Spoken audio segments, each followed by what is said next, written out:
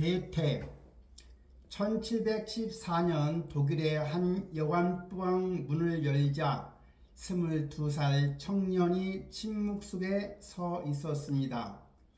손에는 책 한 권, 바닥에는 권총, 형사가 멈춰 섭니다. 파란 연미복, 노란 조끼, 그 복장은 베르테르의 슬픔 소설 속 주인공의 옷차림이었습니다. 책 표지를 확인합니다. 젊은 베르테의 슬픔, 그로부터 몇 달 뒤 같은 복장, 같은 책, 같은 죽음. 유럽은 이 기이한 형상을 소설 속 주인공을 모방한 연쇄적 선택, 베르테르의 효과라고 불렀습니다. 그리고 그 책을 쓴 청년 25살의 요한 볼프강 폰 게테는 나중에 이렇게 회고했습니다. 젊은 베르테르를 써서 그 감정을 죽이고 나서야 내가 살 수 있었다고. 게테는 글 속에 감정을 묻고 살아남았지만 사랑을 잃은 청년들은 그의 글 속에서 사라져 갔던 것입니다. 세상을 죽음으로 물들인 하지만 정작 게테 자신은 사랑 없이는 단 하루도 살 수 없었던 남자였습니다. 오늘 우리는 가장 뜨겁고 인간적이었던 게테의 진짜 생애를 한번 보려고 합니다. 1749년 8월 28일 정오 프랑크푸르트 안마인의 히르슈 그라벤과 한 저택에서 한 아이가 태어났지요. 탄생의 순간부터 이 아이는 순탄치가 않았지요. 산타가 처음에 아이를 사산으로 판단했을 정도로 분만 상태가 매우 위태로웠고 어머니 카타리나 엘리자베트는 고작 18살의 어린 초산부였습니다. 게테 자신이 훗날 자서전 시와 진실의 이 탄생의 순간을 직접 서술하면서 온 동네 사람들이 아이가 죽은 줄 알았다고 회고했을 정도였습니다. 하지만 그 아이는 살아남았지요. 요한 볼프강 게테였습니다. 그가 태어나고 자란 집은 프랑크푸르트에서도 손꼽히는 대저택이었습니다. 지금도 게테 하우스라는 이름의 박물관으로 남아있는 이 건물은 히르슈 그라벤에 세워진 4층짜리 저택으로 방이 16개나 되었지요. 아버지 요한 카스파르테가 기존 건물 2채를 하나로 합쳐서 대대적으로 개축한 집이었는데 당시에 프랑크푸르트 시민 중에서 상위 계층만이 거주하는 지역이었습니다. 1층에는 부엌과 식당이 있었고 하인들의 공간이 있었으며 2층과 3층에는 응접실과 서재, 회화로 장식된 홀이 있었으며 4층에는 아이들의 방과 놀이 공간이 갖춰져 있었습니다. 아버지 요한 카스파르 게테는 법학 박사 출신의 황실 고문관이었는데 공직은 거의 하지 않고 주로 방대한 재산을 관리하며 살았지요. 그 넘치는 시간과 에너지를 단 하나의 목표에 전부 쏟아부었습니다. 바로 아들 게테에 대한 교육이었지요. 게테에게 라틴어, 그리스어, 히브리어, 프랑스어, 이탈리아, 영어를 가르쳤는데 전부 아버지가 직접 가르쳤던 겁니다. 게테가 8살 때 이미 라틴어와 그리스어로 편지를 쓸 수 있었다는 것이 이를 증명하지요. 여기에 그치지 않고 아버지는 음악과 회화, 펜싱과 승마, 성경 교육까지 직접 담당하거나 별도의 교사를 초빙해서 게테를 가르쳤습니다. 이 아버지가 아들에게 얼마나 집요하게 매달렸는지는 나중에 게테가 자서전에서 회고한 한 장면을 보면 알 수 있지요. 아버지는 게테의 과제물에 직접 빨간 펜으로 수정을 했고 라틴어 문장이 틀리면 저녁 식사 중에서도 꼭 지적을 멈추지 않았습니다. 한 번은 어린 게테가 라틴어 작문을 제출했는데 아버지가 문법에 대한 오류를 지적하자 게테가 억울하다는 듯 말했다고 전해집니다. 아버지, 제가 뜻을 정확히 전달했으면 된 것 아닌가요? 아버지가 대답했지요. 뜻만 전달하는 건 아무 하인들도 한다.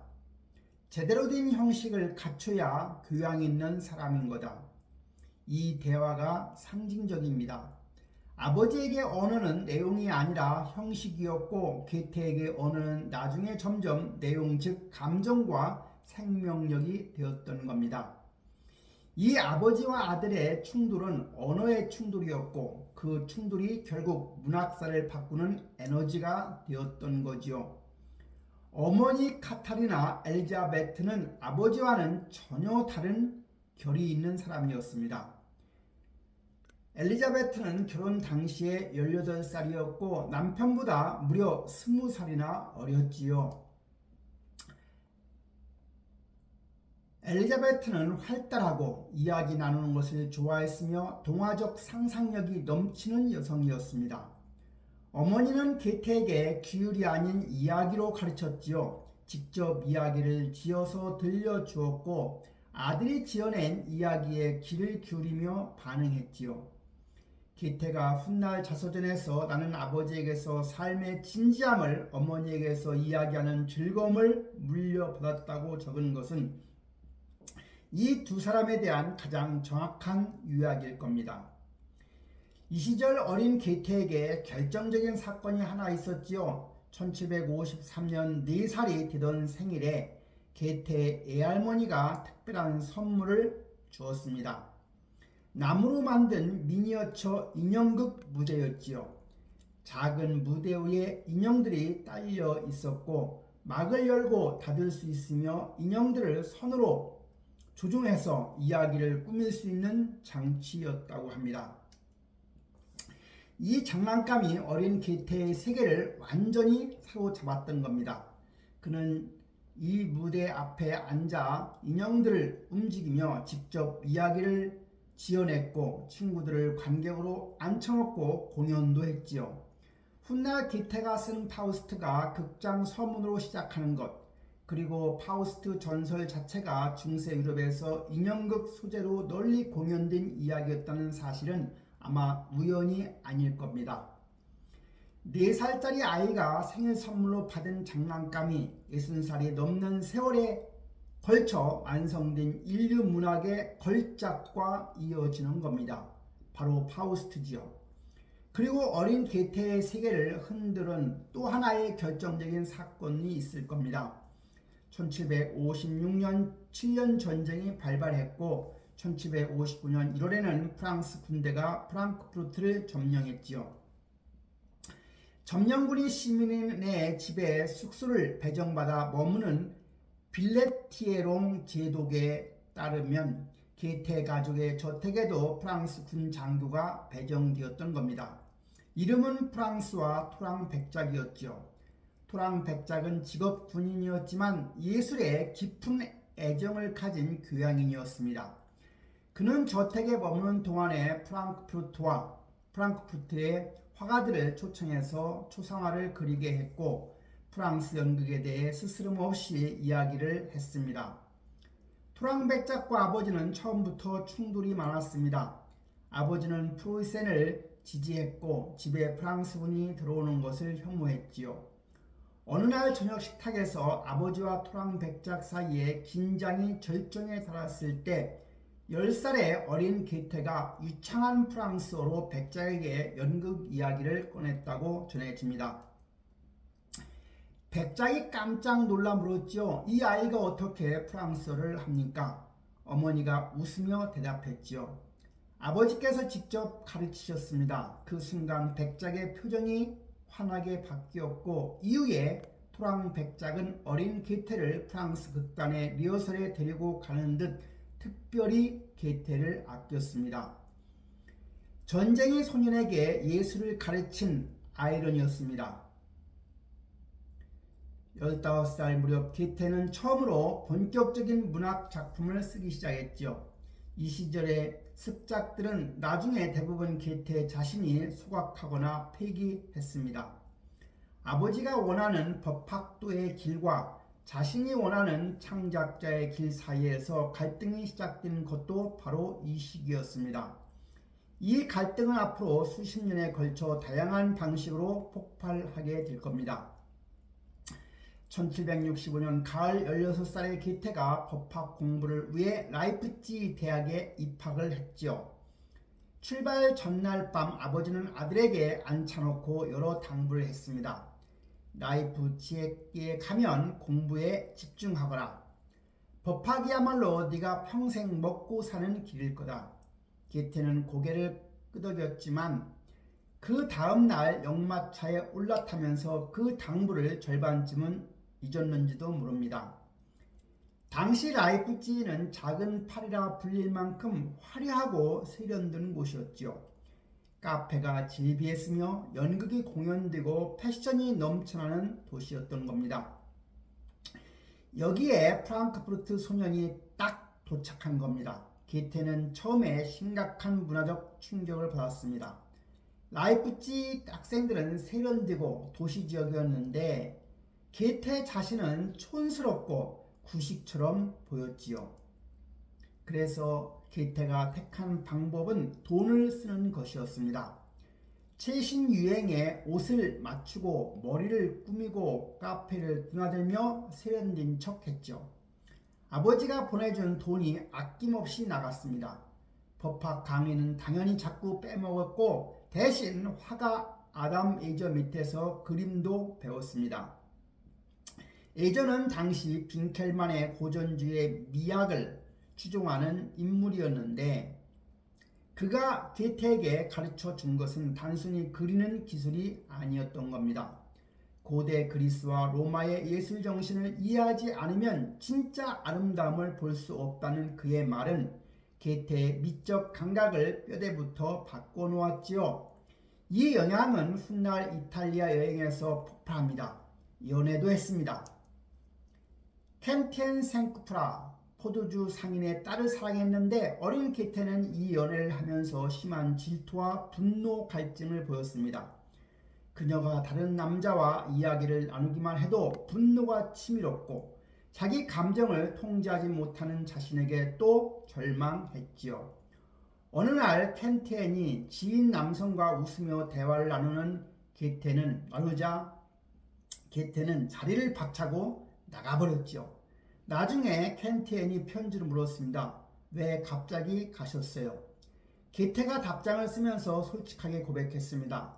나는 내 감정의 노예입니다. 당신 곁에 있으면 이성이 사라집니다. 이 감정들이 고스란히 초기 시와 희곡에 담겼습니다. 그러니까 라이프치히에서 게테는 공부는 안 하고 돈은 쓰고 연애는 하고 그림을 배우고 시를 쓰고 있었던 겁니다.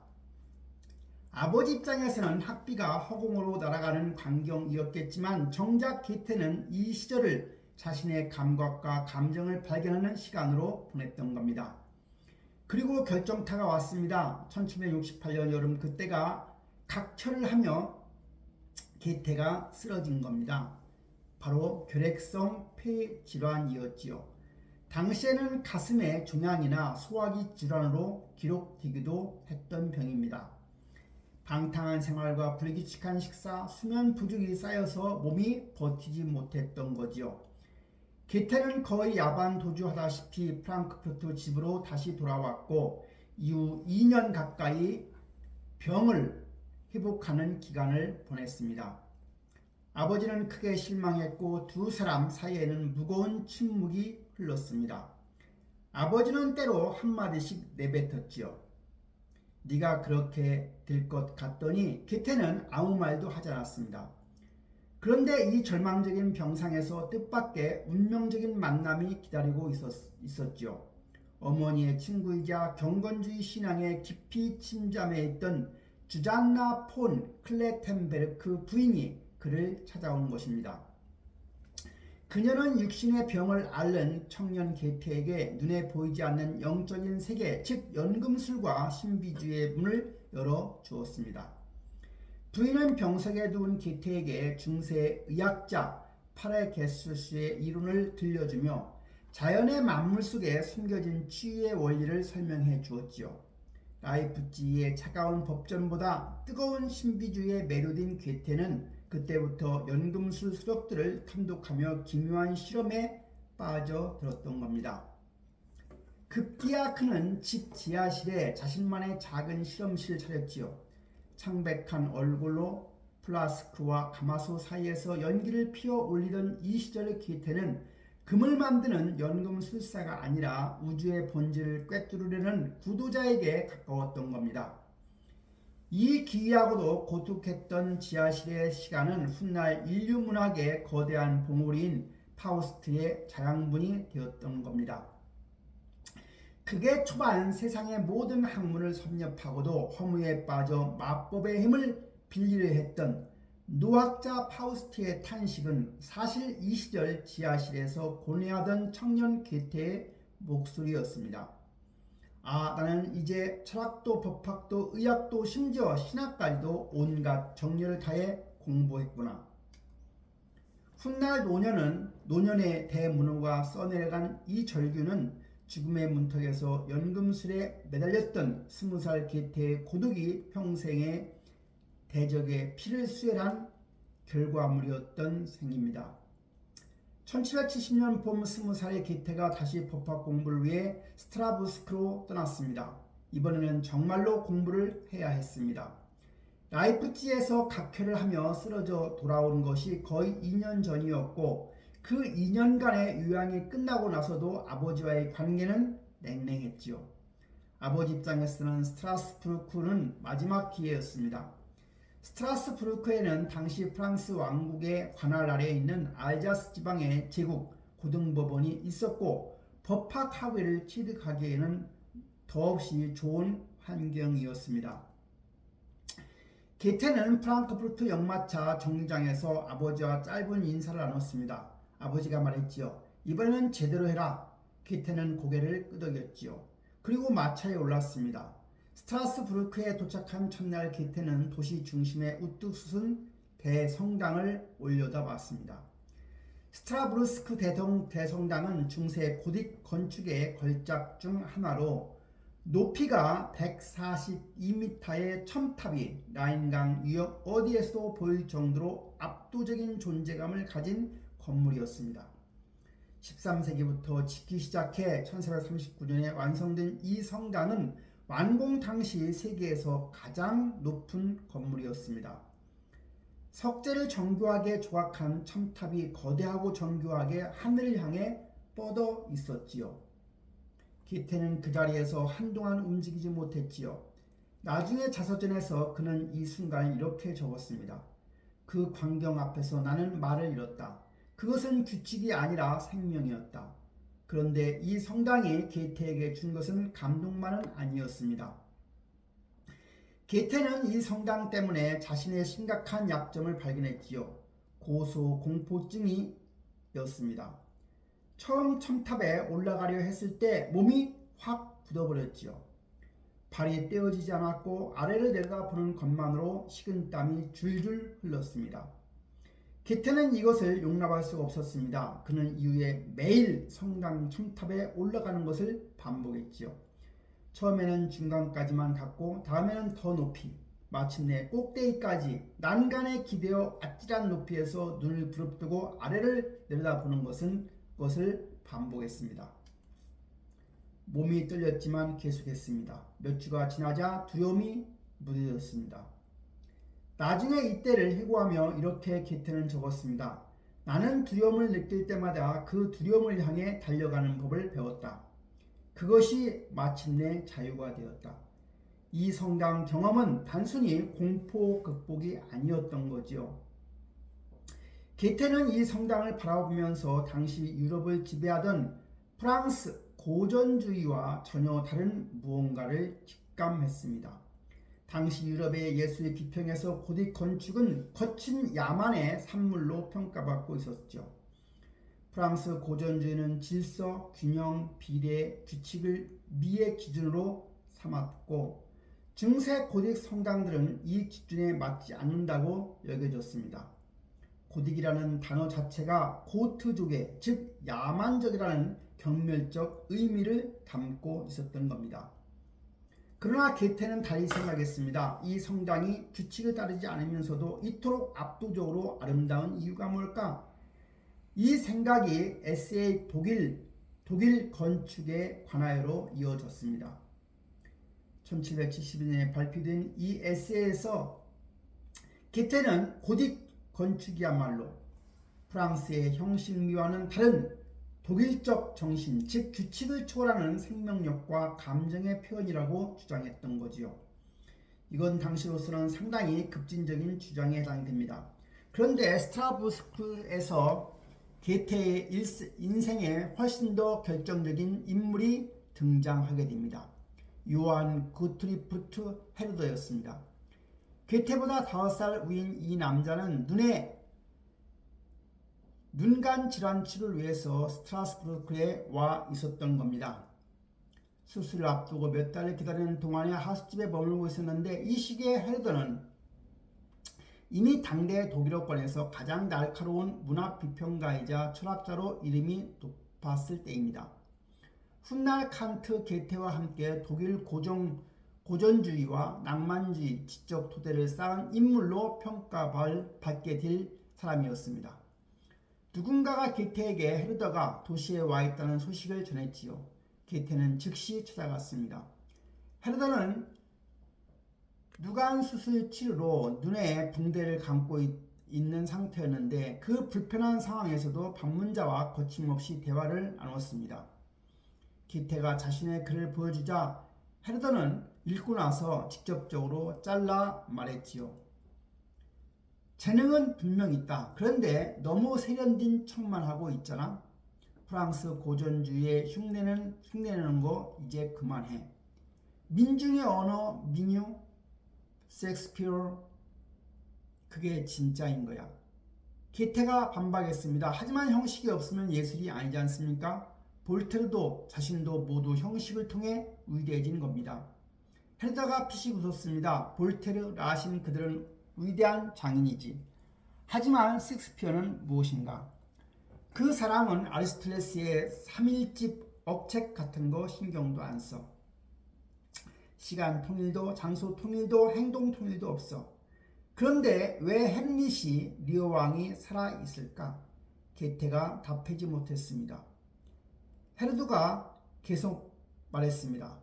형식은 감정이 만들어내는 것이지 감정이 형식에 맞추어지는 건 아니야. 감정이 먼저고 형식은 그 다음이야. 셰익스피어를 읽어봐. 호메로스를 읽어봐. 그들은 규칙을 몰랐던 게 아니라 규칙보다 더 큰 것을 알았던 거야. 이 대화가 게테를 완전히 바꿔 놓았습니다. 헤르더와의 만남은 거의 매일 이어졌습니다. 두 사람은 아침부터 저녁까지 문학과 철학을 논했지요. 눈에 붕대를 한 헤르더가 침대에 비스듬히 기댄 채 이야기하고 게테가 그 옆에 앉아 들었습니다. 헤르더는 셰익스피어를 읽으라고, 호메로스를 읽으라고, 독일과 북유럽의 민유를 연구하라고 말했지요. 그러면서 민족의 고유한 언어와 감정 속에 진정한 문학이 있다고 말했습니다. 이것이 나중에 헤르더가 체계화한 민족 정신 개념의 핵심이었고 이 사상이 독일 낭만주의 전체의 지적 토대가 되는 겁니다. 게테는 이 자극을 받아 완전히 다른 방향으로 폭발했습니다. 셰익스피어를 처음부터 다시 읽었고 호메로스의 일리아스를 탐독했으며 알자스 지방의 민요들을 수집하기 시작했던 겁니다. 법학 강의에 나가는 시간보다 이 독서와 수집에 쏟는 시간이 훨씬 많았죠.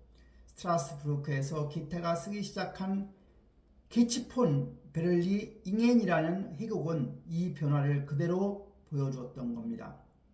셰익스피어식의 자유로운 구성으로 중세 독일 기사의 이야기를 다룬 이 희곡은 프랑스 고전주의의 질서 정연한 형식과는 완전히 달랐던 겁니다.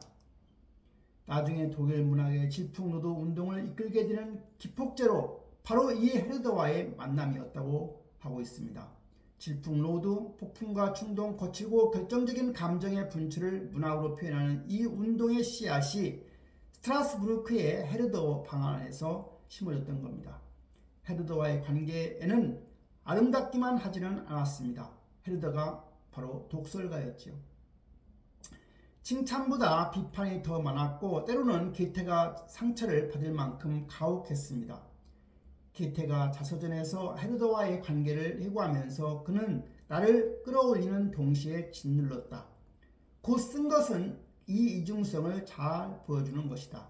헤르더는 게테의 글을 찢어 밝히면서 동시에 그 안에 있는 가능성을 정확하게 보았던 겁니다. 그리고 그 가능성을 향해 끝없이 몰아붙였지요. 게테에게 헤르더는 스승이면서 동시에 가혹한 비판자였습니다. 물론 스트라스부르크에서도 연애가 빠질 수는 없었습니다. 1770년 가을 게테는 친구들과 함께 말을 타고 알자스 농촌 지역으로 돌아다니다가 제제나임이라는 작은 마을에 들렀습니다. 제제나임은 스트라스부르크에서 북쪽으로 약 30km 떨어진 라인 강변의 조용한 마을이었죠. 그 마을에 브리온 목사가 있었고 목사의 딸이 프리데리케 브리온이었습니다. 게테는 그녀를 처음 보는 순간 완전히 넋을 잃었다고 전해집니다. 프리데리케는 당시 16살이었고 수수하고 발랄하며 억지스러운 데가 없는 시골 소녀였습니다.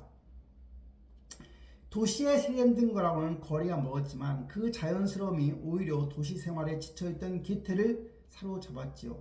게테는 제제나임을 반복해서 찾았습니다.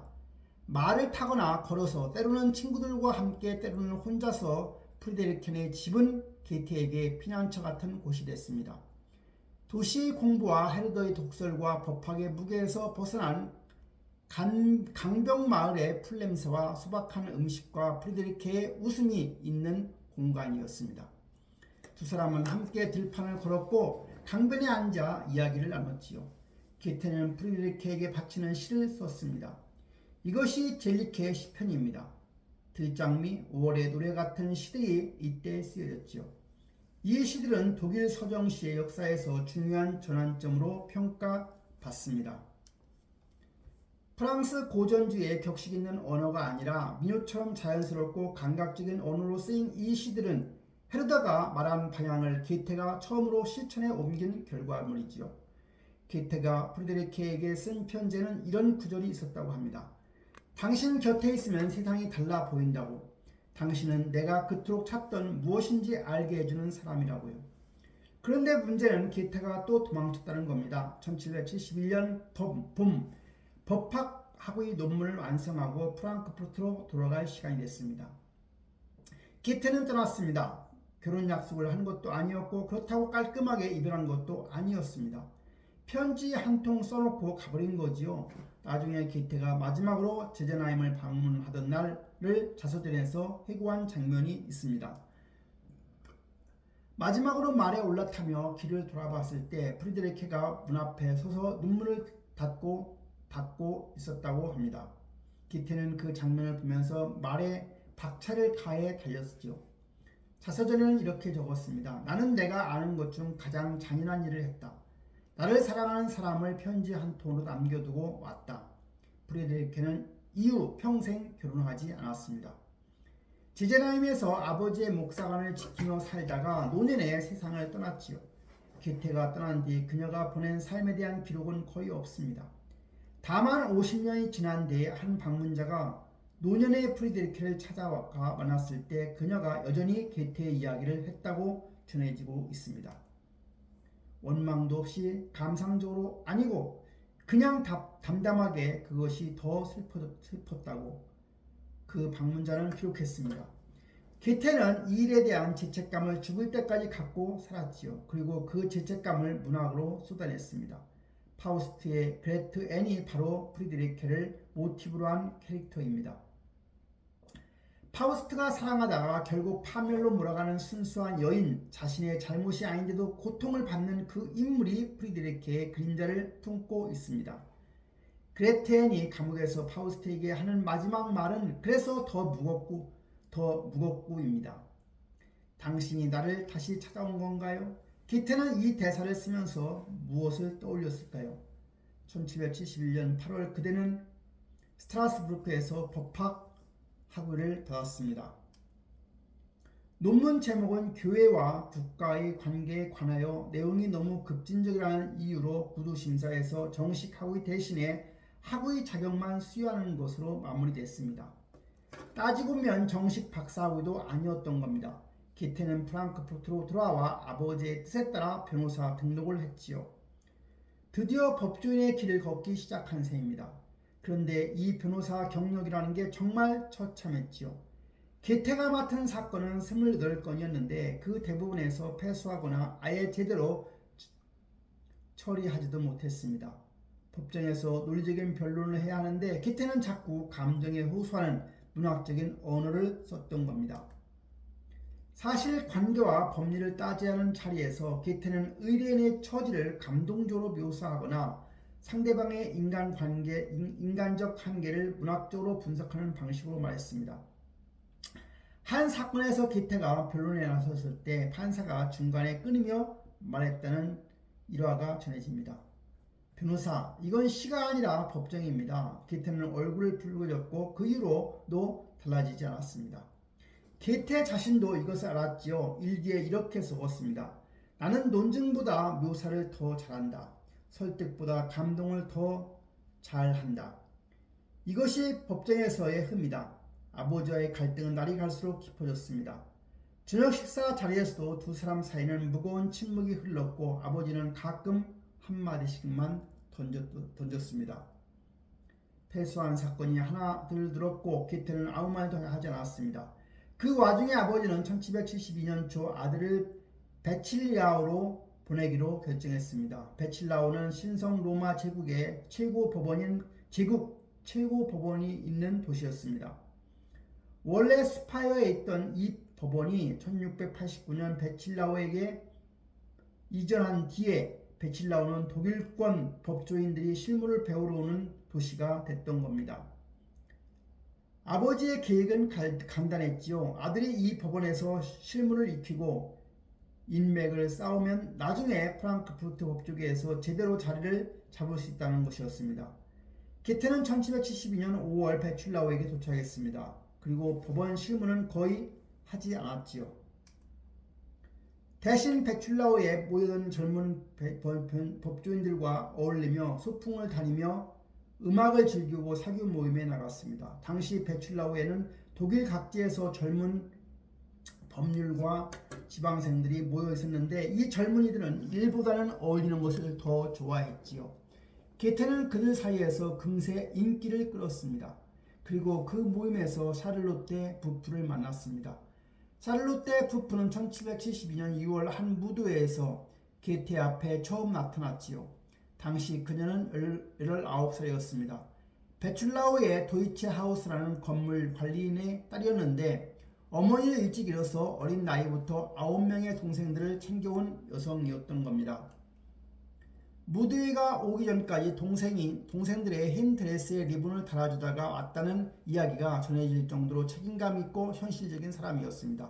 이모보다는 그 활달하고 따뜻한 성품이 사람을 끄는 여성이었습니다. 게테는 그녀에게 첫눈에 반했습니다. 문제는 샤를로테가 이미 약혼한 상태였다는 거지요.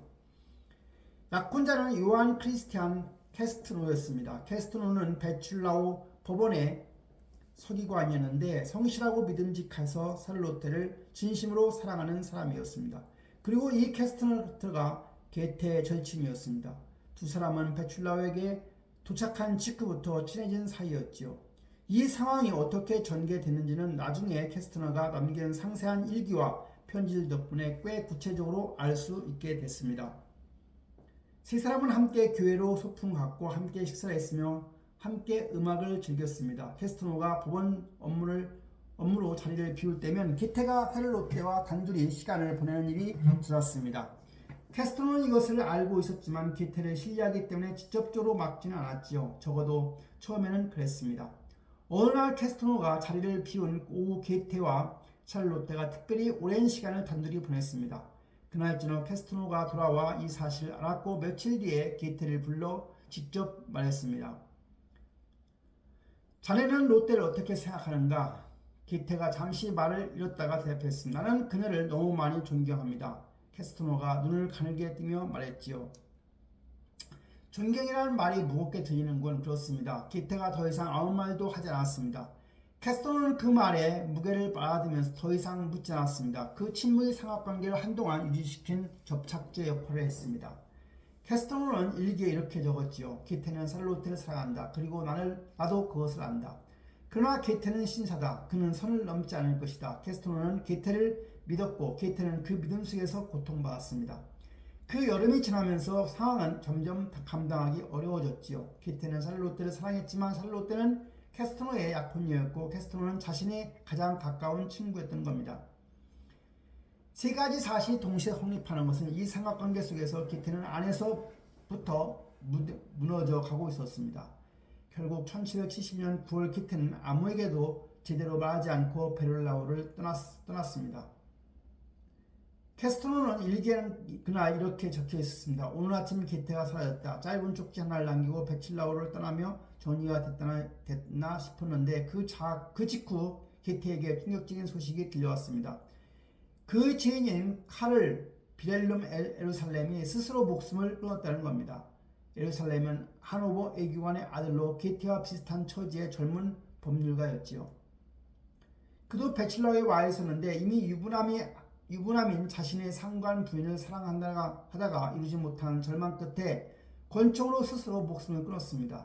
그가 쓴 유서의 내용이 전해졌고 그 유서에는 사랑의 고통과 사회적 굴욕감, 출구 없는 막막함이 담겨 있었습니다. 게테는 충격을 받았습니다. 에루살렘의 이야기가 자신의 이야기와 너무 닮아 있었기 때문입니다. 유부녀를 혹은 약혼자를 여성을 사랑하는 것, 그 사랑이 이루어질 수 없다는 것을 알면서도 떠날 수 없는 것, 그 고통이 현실에서 실제 죽음으로 이어지는 것을 목격하면서 게테는 자신 안에 있는 것 같은 종류의 충동을 받습니다. 그리고 무언가 폭발하듯 터져나왔습니다. 게테는 캐스토로에게 편지를 써서 에루살렘의 죽음에 대한 정보를 더 보내달라고 요청했지요. 그가 어떤 방식으로 죽었는지, 어떤 옷을 입고 있었는지, 유서에 무슨 내용이 담겼는지 캐스토로는 이 다소 이상한 요청에 응해 상세한 내용을 편지로 보내주었습니다. 그 편지들이 나중에 소설의 마지막 장면 묘사에 그대로 활용됩니다. 예루살렘은 캐스토로의 권총을 빌려서 죽었는데 캐스토로가 그 권총을 빌려왔다는 사실이 나중에 소설에서 알베르트가 베르테에게 권총을 건네주는 장면으로 변형됩니다. 1714년 봄 게테는 단 4주 만에 소설을 썼습니다. 그게 바로 젊은 베르테의 슬픔이었지요. 기존으로 믿기 어려운 속도였지만 이 소설이 그토록 빠르게 완성할 수 있었던 것은 그 안에 있는 모든 감정이 이미 몸 안에 축적되어 있었기 때문입니다. 베칠라우에서 보낸 그 여름 내내 느꼈던 것들, 에루살렘의 죽음이 불러오는 충격, 그리고 자기 안에서 끌고 있던 자살 충동, 그 모든 것이 한꺼번에 쏟아졌습니다. 소설의 구조는 편지 형식이었습니다. 베르테르가 친구 비렐름에게 보내는 편지들로 이루어진 이 소설은 이루어질 수 없는 사랑에 빠진 청년의 점점 파국을 향해 달려가는 과정을 담았습니다. 샬롯테와 캐스토로를 모델로 한 롯데와 알베르트, 그리고 스스로 총을 쏘아 죽는 청년 베르테의 소설에서 베르테르가 입은 옷이 파란 연민복의 노란색 조끼였는데 이것은 실제로 예루살렘이 죽을 때 입고 있던 옷이었습니다. 소설은 1714년 9월에 출판되었죠. 출판되자마자 유럽 전체에 불을 질렀습니다. 라이프치, 프랑크푸르트, 함부르크에서 동시에 팔려나갔고 불법 복제까지 등장했습니다. 수개월 동안 프랑스, 영어, 이탈리아 번역됐습니다. 게테는 25세 유럽에서 가장 유명한 작가가 되었지요. 나폴레옹은 이 소설을 7번 읽었다고 했습니다. 이집트 원장 때 가지고 갔습니다. 전 유럽의 청년들이 베르테르처럼 파란 연미복에 노란 조끼를 입고 다니는 패션이 유행했습니다. 도자기 제조사들은 베르테르와 롯데가 그려진 차찬을 만들어 팔았습니다. 향수 이름도 베르테르의 향이 나왔고요. 18세기 유럽에서 이 정도의 문화적 열풍은 전례가 없는 일이었습니다. 그런데 부작용도 있었습니다. 소설에서 영감을 받아 실제로 자살하는 젊은이들이 유럽 도시에서 생겨났지요. 베르테르처럼 파란 연미복은 입은 채로 죽은 시신이 발견됐다는 보고가 잇따랐습니다. 역사상 최초의 세계적인 모방자살 현상이었습니다. 지금도 심리학과 공중보건 분야에서 이 현상을 베르테르 효과라고 부릅니다. 덴마크, 이탈리아, 독일 일부 지역에서 이 소설을 아예 금서로 지정하기도 했습니다. 라이프치히의 시의회는 이 책이 젊은이들의 자살을 주장한다는 이유로 판매 금지 조치를 내렸는데, 그리고 정작 실패 모델인 샤를롯테와 캐스토너는 대노했습니다. 두 사람은 이미 결혼한 상태였는데 소설이 출판되자 주변 사람들이 그들이 모델이라는 것을 다 알았습니다. 캐스토너는 게테에게 교양적인 편지를 보냈습니다. 자네는 우리의 동의도 혹시 우리 삶의 유럽 전체에 내다팔았네. 우리가 누구인지 모르는 사람이 없게 됐어. 롯데와 알베르트라는 이름을 쓴다고 감추어지는 것은 아니지 않는가. 이것이 우정인가? 게테는 답장에서 짧게 썼습니다. 나는 살기 위해서 애썼습니다. 당신들을 해치려는 것이 아닙니다. 캐스토너는 이 답장에 만족하지 않았습니다. 두 사람의 우정은 이 사건으로 사실상 끝났고 샤를롯테는 평생 이 소설에 대한 불쾌한 감정을 갖고 살았지요. 수십 년이 지난 뒤에 샤를롯테는 방문객들이 나는 롯데가 아닙니다라고 강조했다고 전해집니다. 게테는 나중에 이렇게 해고했습니다. 베르테르에서도 그 감정을 죽이고 나서야 내가 할 수 있었다. 이 말은 단순한 수사가 아니었습니다. 게테는 실제로 베르라우를 떠나 이후 자살에 대한 생각이 머릿속에 맴돌고 있었지요.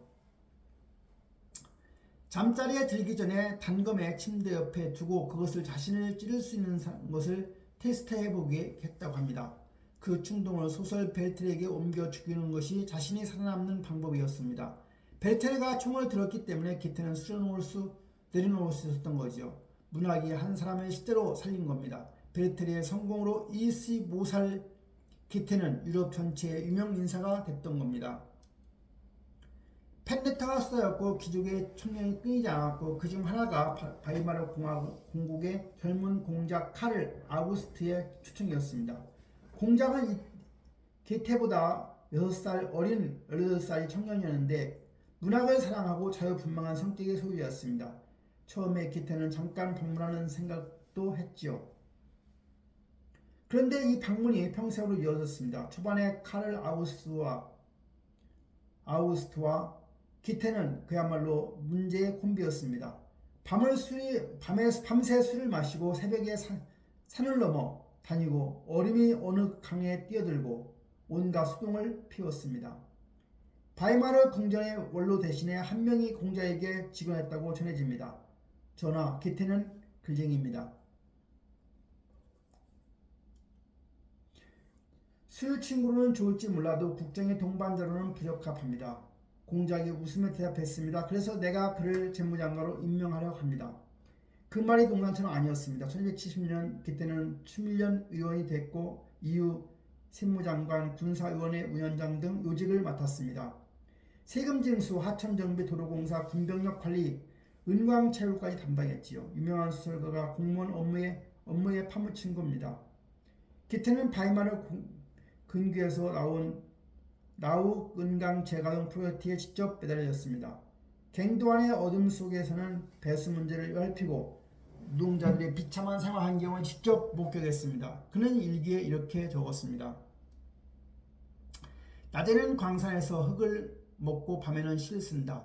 이 두 삶의 같은 삶 안에 있다는 것은 때로 믿기지 않는다. 그나마 이 시기를 버티게 해준 것은 샤를롯테 스타인 부인이었습니다.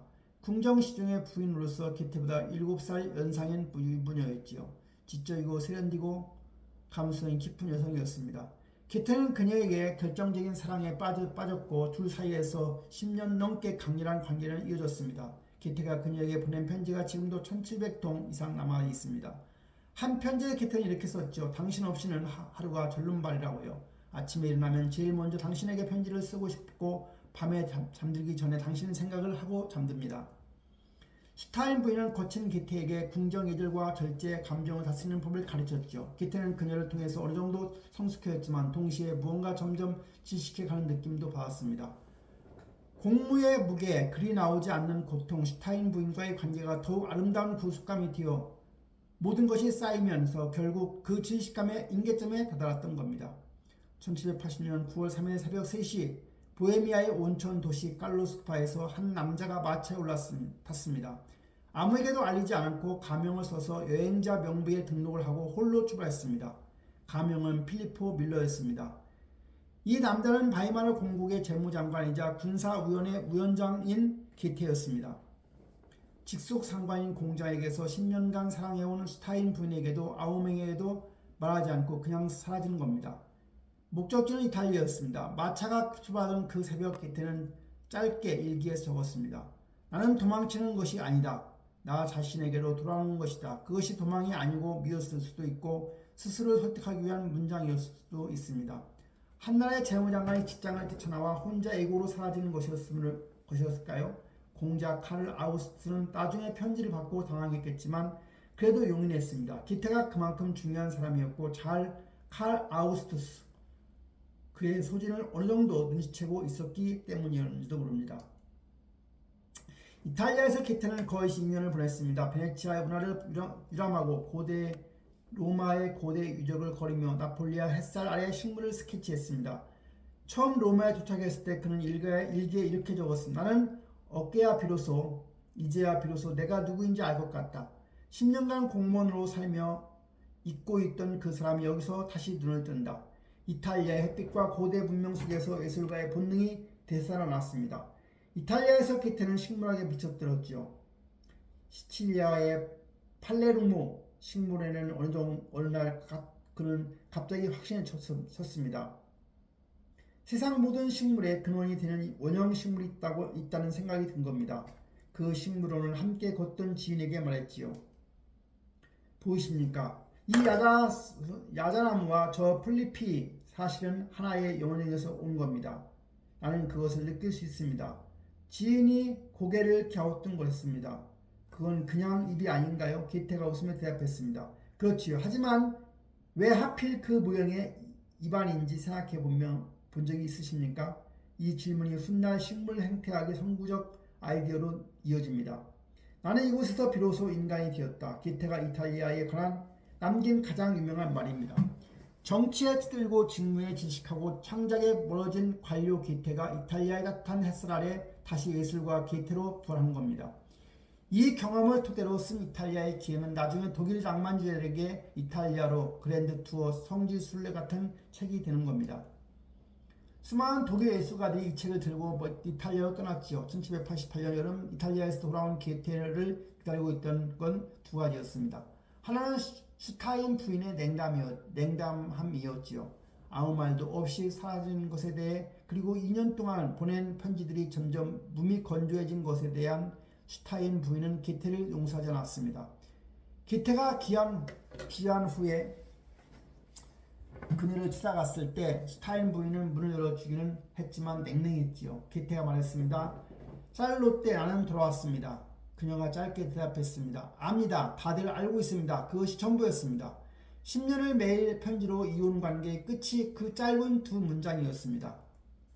슈타인 부인은 나중에 친구에게 편지를 썼지요. 그는 이탈리아에서 돌아왔지만 전에 알던 그 사람이 아닙니다. 어쩌면 나는 처음부터 그를 잘 못 알았는지도 모릅니다. 두 사람의 관계는 이후 완전히 냉각되었고 결국 끝났습니다. 그리고 다른 하나가 바로 크리스타이나의 불피우스였습니다. 1788년 7월 기태가 바이마르에서 돌아온 지 얼마 되지 않아 잃은 공원을 산책하다가 우연히 한 여성을 만났지요. 23살의 크리스티안의 불피우스였습니다. 그녀는 조화 공장 직원이었지요. 조화란 비단실과 천으로 만드는 인조 꽃이었는데 당시 귀족 여성들이 모자나 드레스 장식에 쓰이는 물건이었습니다.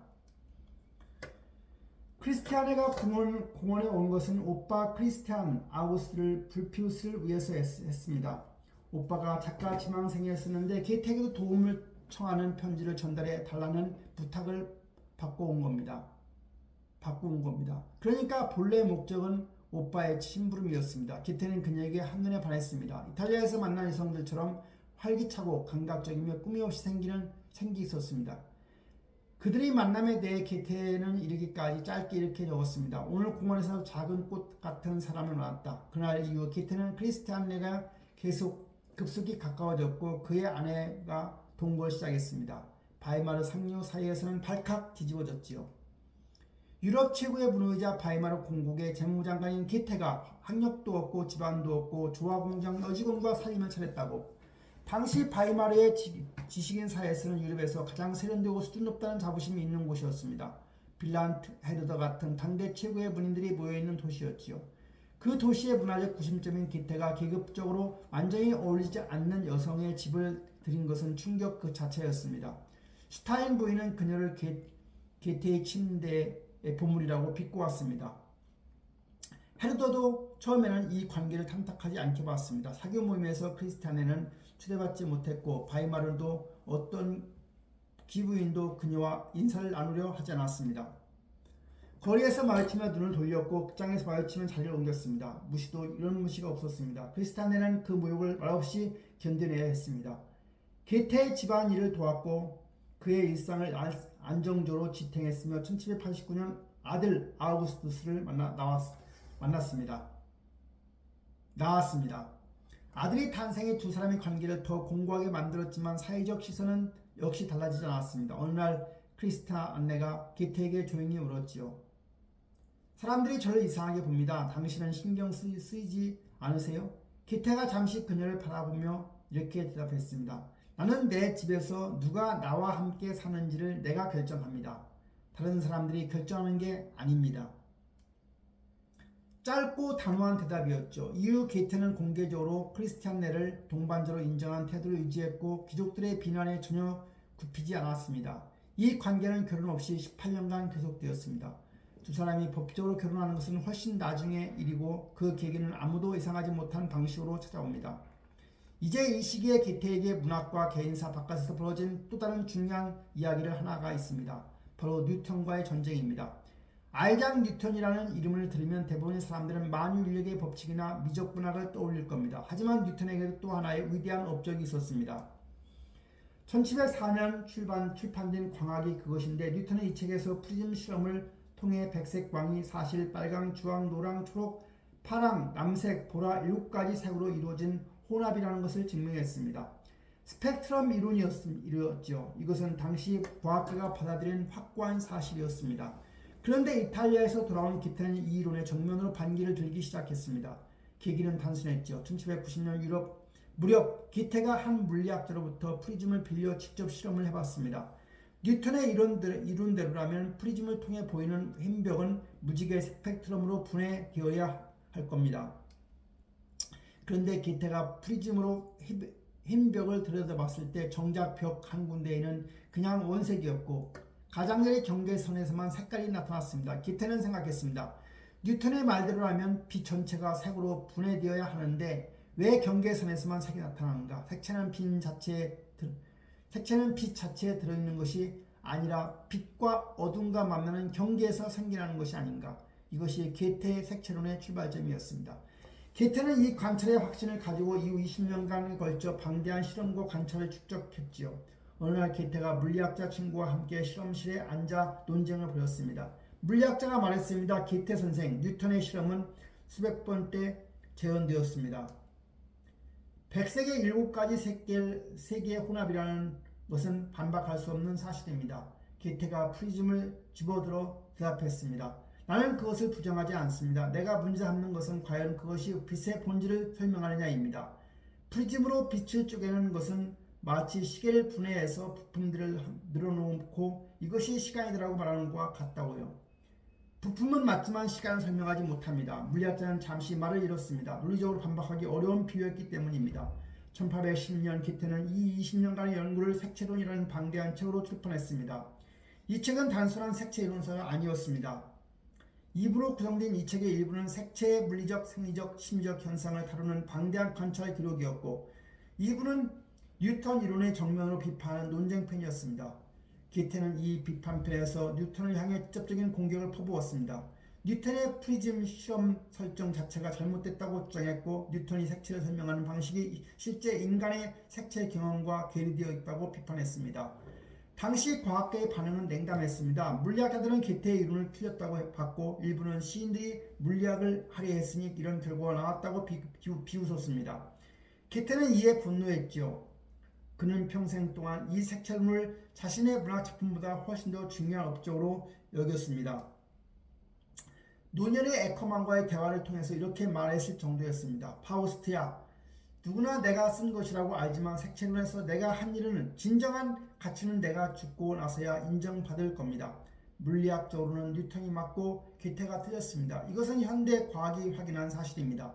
그러나 흥미로운 것은 색채를 인간의 지각과 심리적 문제로 접근한 게테의 방식이 나중에 색채 심리학과 지각 심리학의 토대가 됐다는 겁니다. 그리고 무엇보다 예술가들에게 게테의 색채론은 뉴턴보다 훨씬 더 직접적인 영감의 원천이 됐습니다. 영국의 화가 월리엄 터너는 게테 색채론을 직접 읽고 깊이 영향을 받았다고 합니다. 그가 1843년에 그린 빛과 색채, 홍수후의 아침이라는 작품은 부제의 아예 게테의 이론이라고 명시했을 정도였습니다. 터너가 빛이 물질과 구분되지 않고 녹아드는 듯한 그 특유의 화풍을 만들어내는데 게테의 색채론이 결정적인 역할을 했던 겁니다. 프랑스의 들라크루아도 일기에서 게테 색채 이론을 언급하며 자신의 채색 방식에 영향을 받았다고 기록했습니다. 과학에서는 물론 패배했지만 예술에서는 승리한 셈이지요. 1794년 7월 어느 날 예나에서 자연과학회가 강연이 하나가 끝났습니다. 강연장 밖 계단에서 두 남자가 이야기를 나누기 시작했습니다. 한 명은 45살의 게테였고 다른 한 사람은 35살의 프리드리히 슐러였습니다. 독일 문학사에서 가장 결정적인 우정이 시작된 순간이었지만 그 자리에 있던 두 사람은 그것을 전혀 몰랐을 겁니다. 왜냐하면 두 사람은 그때까지만 해도 서로 좋아하지 않았으니까요. 프리드리히 슐러는 이름은 한국에서도 게테보다 덜 유명하지만 독일에서는 게테와 나란히 독일 문학의 두 기둥으로 불리는 인물입니다. 궁도, 돈 카를로스, 비름텔 같은 부류의 회곡들을 쓴 극작가였고 환희의 송가를 쓴 시인이기도 했습니다. 그 환희의 송가가 나중에 베토벤과 교향곡 9번 사악장의 가사로 쓰인 바로 그 시입니다. 실러는 칸트 철학을 깊이 연구한 사상가이기도 했고 예나 대학교에서 역사학 강의를 맡은 교수이기도 했습니다. 한마디로 실러는 게테와 대등하게 겨룰 수 있는 시대의 지성이었습니다. 그런데 이 두 사람이 서로 싫어했다는 건 단순한 성격 차이 문제가 아닐 겁니다. 두 사람의 문학을 바라보는 방식 자체가 근본적으로 달랐던 겁니다. 실러가 게테를 보는 시각이 어땠는지는 1788년 실러가 친구 케르켑에게 보낸 편지에 그대로 남아 있습니다. 게테를 처음 만나고 나서 쓴 편지였는데 실러는 이렇게 적었습니다. 게테는 자기 주변에 성벽을 쌓은 이기주의자야. 대단한 재능은 있는데 그걸 자기 안에 거두고 타인에게 내주질 않아.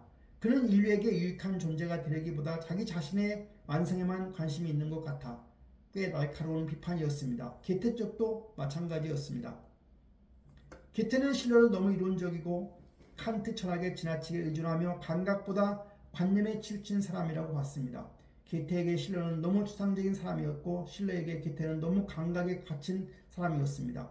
두 사람은 몇 년 동안 에나와 바이마르에 가까운 도시에 살면서 거의 만나지는 않았습니다. 그러다가 1794년 그날 자연사학회 강연이 끝나고 우연히 같은 방향으로 걷게 됐습니다. 강연 내용에 대해 이야기하다가 게테가 자신의 오랜 생각인 원형식물 이론을 꺼냈지요. 모든 식물의 근원이 되는 하나의 원형이 있고 세상의 모든 식물은 그 원형에서 변주된 것이라는 이야기였습니다. 게테는 이 생각을 이탈리아 여행 이후에 10년 가까이 품어온 것이었고 식물학 논문으로도 발표한 것이 있었습니다. 그는 열정적으로 설명했습니다. 그러자 실러가 고개를 가로저으며 말했습니다. 그건 경험이 아니라 관념이군요. 게테가 울컥했습니다. 내가 눈으로 직접 본 것은 관념이라고 한다면 나는 기꺼이 관념을 갖겠소. 실러가 물러서지 않았습니다. 하지만 당신이 본다고 느끼는 것이 과연 눈이 본 것인지 아니면 마음이 보고 싶어하는 것인지 어떻게 구분합니까? 칸트가 말하는 선험적 직관의 문제가 바로 그겁니다. 우리가 경험이라고 부르는 것 속에 이미 우리의 사유 형식이 개입되어 있습니다. 게테가 잠시 침묵 후에 말했습니다. 그 질문 대단하니 불편하군요. 내가 몇 년을 생각해온 것을 지금 당신이 단 한 문장으로 흔들었으니까 실러도 말했습니다. 그렇다면 우리 이 문제를 좀 더 이야기해 봅시다. 이것이 시작이었습니다. 두 사람은 그날 헤어지지 않고 계속 걸으면서 이야기를 나눴고 그날 대화가 끝난 뒤 실러는 편지를 썼습니다. 이 편지가 독일 문학사에서 가장 유명한 편지 중에 하나로 남았습니다. 실러는 이 편지에서 게테의 정신적 특성을 분석하면서 게테가 직감과 감각으로 도달하는 것을 자신은 이론과 분석으로 도달하려고 한다고 썼습니다. 그리고 이렇게 마무리했습니다. 당신이 직관적으로 아는 것을 나는 추론합니다. 그러나 우리가 도달하는 것은 같을 것입니다. 게테는 이 편지를 읽고 깊이 감동받았습니다. 나중에 그는 이 편지에 대해 이렇게 말했습니다. 그 편지는 내가 나 자신에게 대해 몰랐던 것을 알게 해주었습니다. 자신을 가장 정확하게 이해해준 사람이 처음에 자신이 싫어했던 사람이었다는 아이러니였습니다.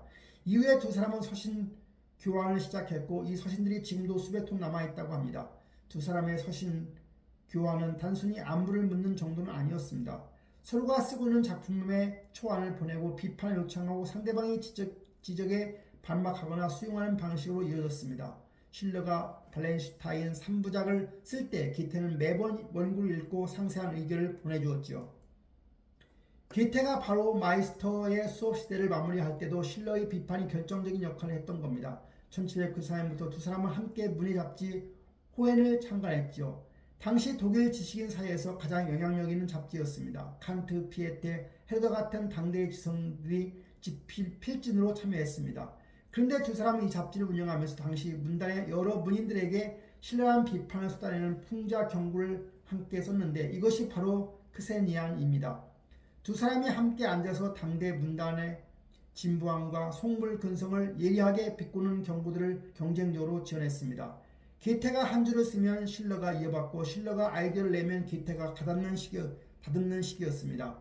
나중에 어떤 경고가 누구의 것인지 두 사람 스스로도 구분할 수 없게 됐을 정도였습니다. 실러가 게테에게 서랍 속에서 잠자고 있던 파우스트 원고를 다시 꺼내라고 끈질기게 설득했습니다. 게테가 파우스트 원고를 처음 쓰기 시작한 것은 20대였는데 바이마르 공무에 치고 이탈리아를 다녀오는 사이 원고는 서랍 안에서 수십 년째 잠들어 있었던 겁니다. 어느 날 실러가 직접 말했습니다. 게테 그 원고를 좀 보여주실 수 없습니까? 파우스트는 당신만이 완성할 수 있는 작품입니다. 그것을 서랍에 가두는 것은 범죄입니다. 게테가 웃으며 대답했습니다. 범죄라면 나는 이미 20년째 범죄자군요. 그러니 이제는 자수할 때가 됐습니다. 그 말에 게테는 웃음을 터뜨렸고 그 대화 이후 서랍을 열었습니다. 1797년부터 게테는 본격적으로 파우스트를 원고 작업을 재개했고 실러는 이 과정을 옆에서 지켜보며 조언했습니다. 실러가 없었다면 파우스트가 완성됐을지는 아무도 알 수가 없습니다. 1799년 실러가 예나에서 바이마르로 이사했습니다. 이제 두 사람은 매일 걸어서 만날 수 있는 거리에서 살게 되었던 거죠. 두 사람은 거의 매일 만났습니다. 바이마르 거리를 나란히 걸으며 이야기하고 밤새 토론하고 서로의 원고에 메모를 달아 돌려보냈습니다. 게테의 집에서 함께 저녁을 먹고 실러의 집에서 밤늦게까지 토론을 이어가는 일이 일상이 됐던 겁니다. 독일 문학사에서 이 시기를 바이마르 고전주의라고 부르는데 이 황금기는 사실 두 사람이 서로를 자극하고 지탱하면서 만들어낸 것이었습니다. 그러나 이 행복한 시절에 그림자가 들었습니다. 실러는 젊을 때부터 건강이 좋지 않았습니다. 20살 때 이미 폐렴을 앓았고 이후에도 반복적으로 폐 관련 질환에 시달렸습니다. 바이마르로 이사한 이후로도 실러는 자주 쓰러졌습니다. 게테는 실러가 병으로 쓰러질 때마다 문병을 갖고 실러가 회복기에 작업을 이어갈 수 있도록 옆에서 도왔습니다. 게테는 실러에게 말했습니다. 자네는 몸을 너무 혹사시키고 있어. 글이 하루 늦게 완성되면 어떨까? 실러가 대답했습니다. 나는 내가 얼마나 살지 모릅니다. 그러니 하루라도 허비할 수가 없습니다. 이 말이 예언이 되었습니다. 1805년 봄 실러의 상태가 급격히 악화됐지요. 그해 4월에도 실러는 게테에게 편지를 보내며 새 작품 드미트리에 대한 구상을 적었습니다. 그러나 그것이 마지막 편지였습니다. 1805년 5월 9일 프리드리 실러가 45세의 나이로 세상을 떠났던 겁니다. 바로 폐결핵이었지요. 게테는 그 소식을 듣고 방에서 나오지 않았습니다. 크리스티아가 문 밖에서 걱정스럽게 물었습니다. 괜찮으신가요? 게테가 안에서 대답했습니다. 내버려 두어. 게테는 사흘간 방에서 나오지 않았다는 기록이 있습니다. 그로부터 며칠 뒤에 게테는 친구 카를 프리드리 잘터에게 편지를 썼습니다. 나는 그를 잃음으로써 내 존재의 절반을 잃었다고. 평생 그렇게 직접적으로 그렇게 무너진 채로 감정을 드러낸 적이 없던 게테가 이 한 문장을 바로 남겼던 겁니다. 게테는 실러의 장례식장에도 가지 않았습니다. 너무 무너질 것 같아서 갈 수 없었다고 전해집니다. 실러가 죽은 후에 게테는 오랫동안 새 작품을 쓰지 못했습니다. 실러가 자신의 창작 과정에서 어떤 역할을 했는지는 그제서야 실감한 것처럼 보였습니다. 게테는 노년의 에코만과 나눈 대화에서 이렇게 말했습니다. 실러는 나는 끊임없이 움직이게 했습니다. 그가 없었다면 나는 많은 것을 완성하지 못했을 겁니다. 우리가 함께했던 시절은 다시 오지 않을 겁니다. 게테는 실러보다 27년은 더 살았습니다. 그 27년 동안 게테의 편지와 대화 기록에는 실러 이름이 수없이 등장합니다. 잊은 적이 없었던 겁니다. 1806년 10월 나폴레옹의 군대가 예나 아워슈타트 전투에서 프로이센을 무너뜨리고 바이마르를 점령했습니다. 군인들이 거리를 채우고 약탈이 일어났지요. 게테의 저택에도 프랑스 군인들이 들이닥쳤습니다. 날뛰는 군인들이 집안을 쑤시고 다니다가 게테의 침실까지 들어왔지요. 그때 크리스티나가 앞을 막아섰습니다. 그녀는 공포에 떨면서 몸을 던져 군인들을 막았고 다른 하인들을 불러 결국 군인들을 돌려보냈습니다. 게테는 무사했습니다. 며칠 뒤에 1806년 10월 19일 게테는 크리스티나와 결혼식을 올렸습니다. 18년의 동거 끝에 법적인 아내로 맞이한 거지요. 결혼식 이후에 게테가 크리스티아나에게 말했다고 전해집니다. 나는 당신이 늘 내 곁에 있었다는 것을 알았습니다. 다만 그것을 세상에 말하는데 너무 오래 걸렸습니다. 바이마르 사극에는 여전히 이 결혼을 달갑지 않게 봤지만 이제 법적으로 게테의 부인이 된 크리스티아나를 공식적으로 무시하기는 더욱 어려워졌습니다. 그리고 1808년에 인생 최고의 만남 중 하나가 기다리고 있었습니다. 에르푸르트 회의에서 나폴레옹 분노파르타가 게테를 접견한 겁니다. 희견장에 들어선 게테를 보자 나폴레옹은 잠시 그를 훑어보더니 말했습니다. 부얼랑 옴무 여기 사람이 있군 이라는 말이었습니다. 나폴레옹은 베르테를 이집트 원정 때도 가지고 갔을 정도로 이 소설의 열렬한 독자였습니다.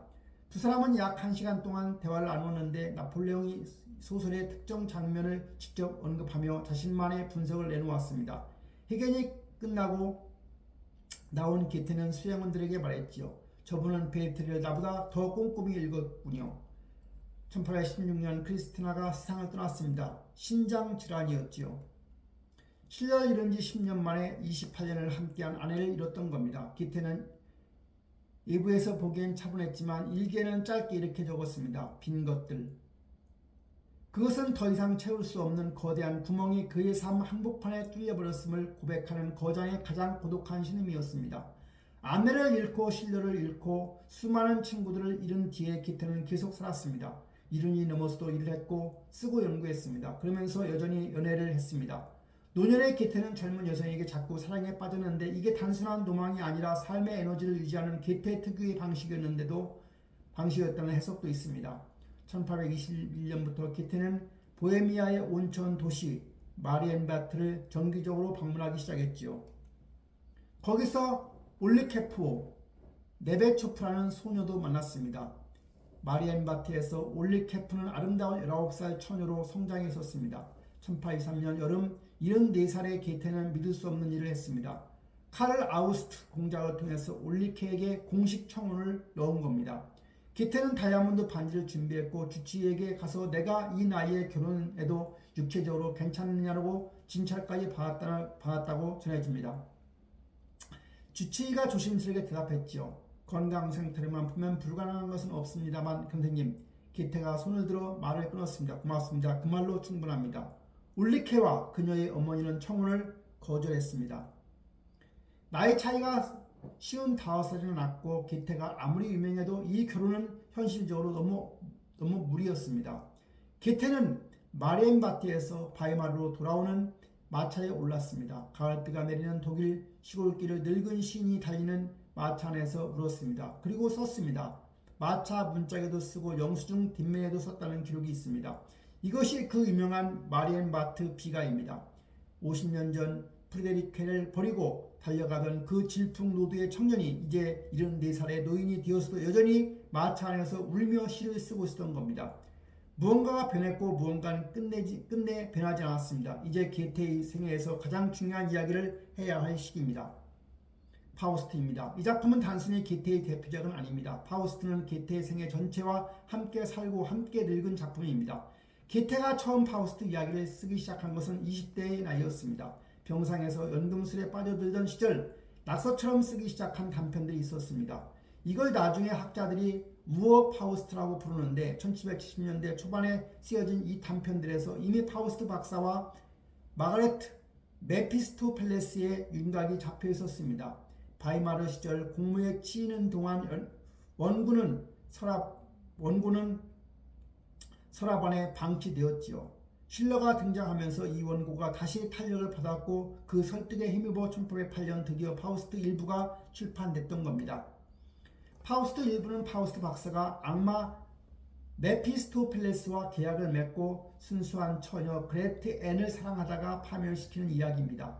일부의 그 유명한 계약 장면에서 메피스토펠레스가 파우스트에게 묻습니다. 무엇을 원합니까? 파우스트가 대답합니다. 내가 한순간이라도 멈추어서 이 순간이여 머물러라. 너는 정말 아름답구나 라고 말하게 된다면 그 순간 당신이 나를 데려가도 좋습니다. 이 대사는 단순한 호구가 아닙니다. 평생 한 곳에 멈추지 못하고 사랑하다 도망치고 다시 사랑하고 또 도망친 게테 자신의 고백이기도 합니다. 파우스트 2부는 1부보다 훨씬 복잡하고 상징적이며 철학적입니다. 파우스트 2부에서는 정치, 전쟁, 고대 그리스 신화, 토지, 개간 사업까지 경험합니다. 광산에서 흙을 뒤집어 쓰고 일했던 경험, 나폴레옹이 직접 만난 경험, 수십 년간의 죽음과 상실을 반복해서 겪은 경험들이 2부 속에 녹아들어 있습니다. 1831년 죽기 불과 몇 달 전에 게테는 파우스트 2부 원고를 완성했습니다. 그때가 나이가 82살이었지요. 그는 이 원고를 봉투에 넣고 봉인하면서 지시를 했습니다. 내가 살아있는 동안은 열지를 말 것. 그리고 비서 에커만에게 말했습니다. 이제 내 삶의 나머지는 순수한 선물입니다. 더 해야 할 것은 없습니다. 파우스트 2부의 마지막 구절은 이렇습니다.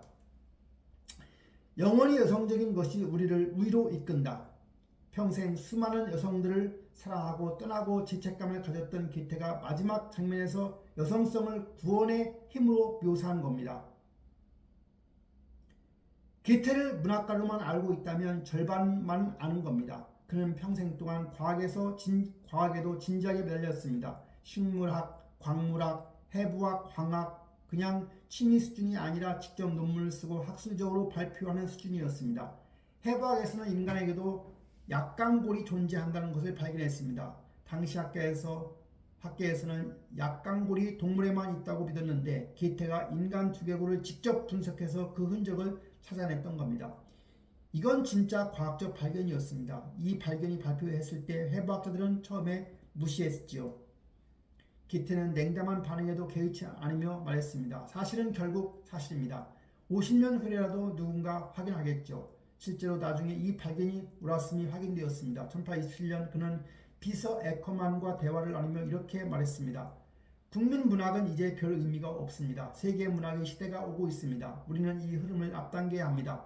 오늘날 세계 문학의 연구의 이론적 출발점 중 하나가 된 이 개념을 게테는 78살에 선언했지요. 게테는 또한 자신이 방에 광물 피본을 수백 개 수집해서 전시해 뒀고 녹색 시력 보호 가리개를 항상 착용하며 집필했습니다. 빛을 연구하면서 정작 눈이 빛에 가장 민감했던 사람이 게테였다는 아이러니입니다. 1831년 81살의 게테는 파우스트 2부 원고를 완성하고 봉인했습니다. 평생 과업이 끝난 겁니다. 그 몇 달은 조용히 방문객을 맞이하고 편지를 쓰고 창밖을 바라보며 보냈습니다. 비서 에커만이 이 시절 게테와는 대화들을 기록했는데 이것이 나중에 게테와의 대화로 출판됐지요. 1830년 3월 22일 아침 게테는 안락의자에 앉아 있었습니다. 방이 점점 어두워지는 것 같다고 느꼈는지 마지막으로 말했습니다.